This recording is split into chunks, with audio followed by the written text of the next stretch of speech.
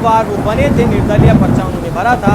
और जिस तरीके से मनीष कश्यप बिहार में पश्चिमी चंपारण की सीट पर चुनाव प्रचार कर रहे हैं, उनके चुनाव प्रचार में जिस तरीके से भीड़ उमड़ रही है, हजारों लोग उन्हें सुनने को बेताब हैं। मनीष कश्यप की एक झलक पाने के लिए लोग बेताब रहते हैं। जिस तरीके से चुनाव प्रचार मनीष कश्यप का चल रहा था, डोर टू डोर जाकर मनीष कश्यप लोगों से बात कर रहे थे, संवाद कर रहे थे, विकास के मुद्दे की तरफ लोगों का ध्यान दिलवा रहे थे, बता रहे थे कि किस तरीके से बिहार कितना पिछड़ा हुआ है। मनीष कश्यप का कहना है कि बिहार का जो युवा है, बिहार का जो नौजवान है, उसे बिहार में ही शिक्षा मिले, बिहार में ही वो नौकरी करे, अपने परिवार से दूर जाकर, वो परदेश जाकर ना तो पढ़ाई करे, ये ऐसी नौबत उसके ऊपर ना आए और रोजगार पाने के लिए उसे कहीं ना जाना पड़े। आपको बता दूं कि तमिलनाडु में एक मामले में उनके ऊपर एफआईआर हुई थी, तब वो उनका मामला हाईलाइट हुआ था। 9 साल जेल में भी बिताकर आए हैं, एनएसए लगाया गया था। उसके बाद जेल से जब छूटे, जमानत हुई, एनएसए भी हटाया गया।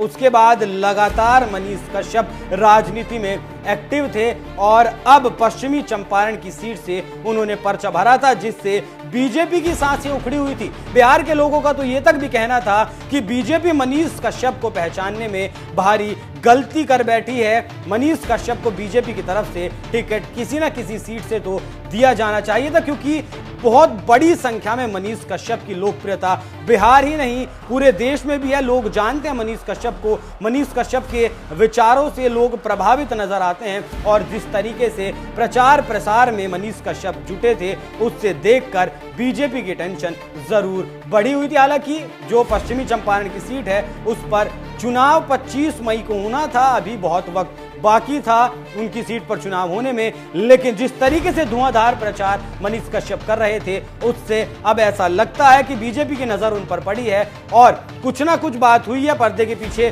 कोई सेटिंग हुई है, किसी तरीके की कोई बातचीत हुई है और उसकी वजह से अब मनीष कश्यप कल यानी कि गुरुवार को 25 अप्रैल को बीजेपी में शामिल हो सकते हैं। अब देखना होगा इन खबरों में कितना दम है और 25 अप्रैल को वाकई में क्या मनीष कश्यप बीजेपी में शामिल हो जाते हैं। वैसे आपको क्या लगता है, क्या मनीष कश्यप को बीजेपी में शामिल हो